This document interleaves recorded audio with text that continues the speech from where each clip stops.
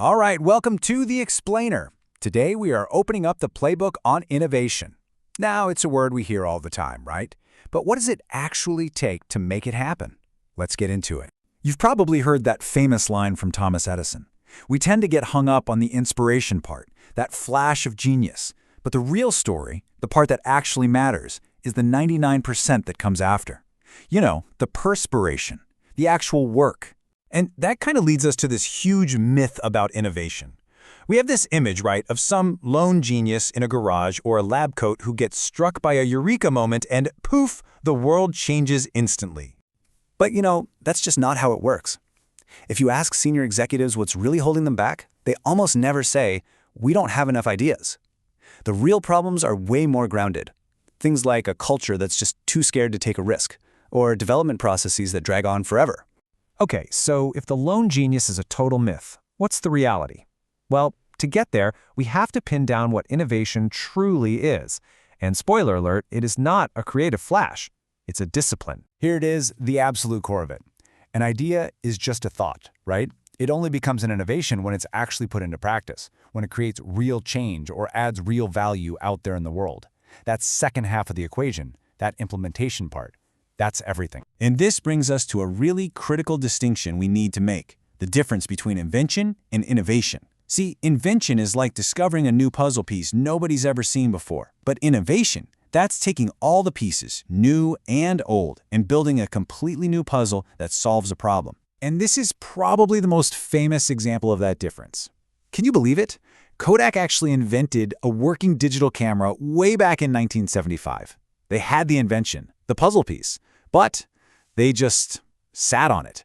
It was other companies that innovated and took that technology to market, changing photography forever. So if innovation is a process, not just some happy accident, then how in the world do you plan for it? How do you manage that journey from a simple concept all the way to a reality that can change the market? Well, the journey really starts with a fundamental choice between two paths. You can think of it as mining versus hunting. Mining is about exploitation, doing the things you already do, just better, making small improvements. Hunting, on the other hand, is about exploration, doing things differently, searching for brand new territory and creating entirely new markets.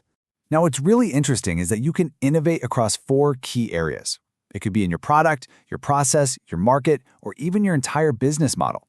The key takeaway here is that innovation isn't always about inventing a new gadget. Something as simple as putting shampoo in small packets to sell to a new market, that's just as much an innovation as creating the very first MP3 player. Okay, so once you have a direction, any idea has to survive what's called the development funnel. And this is not some casual brainstorm session, okay? It's a series of tough checkpoints. At every single stage, you have to ask hard questions. Is this really worth it? Can we actually build it? Do people even want it? Only the absolute strongest ideas make it all the way through. Let's say you did it. You have a great idea, it made it all the way through that brutal development funnel, and you've got a perfect product. You'd think you're done, right? Nope. It can still completely fail because there's one final, absolutely crucial hurdle to clear. Think about it for a second. What's the single biggest reason that brilliant inventions and perfectly designed products end up in the dustbin of history? And the answer, it's so simple, but it's everything. A great idea is completely useless if nobody adopts it. An innovation only succeeds if people actually choose to use it, to integrate it into their lives. Without that adoption, it's just a clever invention collecting dust. Now, adoption isn't just random luck. It turns out people are subconsciously asking 5 key questions. Is this new thing clearly better than my old way? Is it easy to use? Does it fit with my habits? Can I try it out first without committing? And can I see other people using it and getting benefits? The more yes answers you have, the faster your idea will spread. And this adoption, it happens in waves. First, you have the tiny group of innovators. These are the folks who will camp outside a store for a new product. Then come the early adopters. Only after that, if the idea really proves itself, does it cross over to the majority, which, is probably when your parents finally decide to give it a try. So this all leads us to the final, and maybe the most important piece of this whole puzzle. How do you create an environment where this entire process, from idea to implementation to adoption, can actually happen over and over again? How do you build that kind of culture? Well, you make innovation a core goal of the business. Take a company like 3M, for example.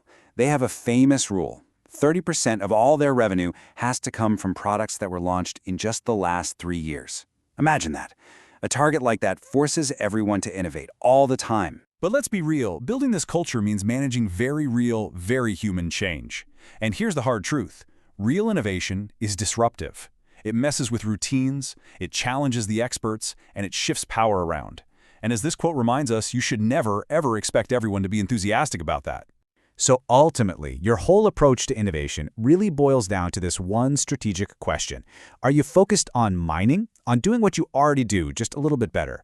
Or are you focused on hunting, on exploring totally new territory to do something completely different? Knowing that answer, well, that's the first step in building your own innovation playbook.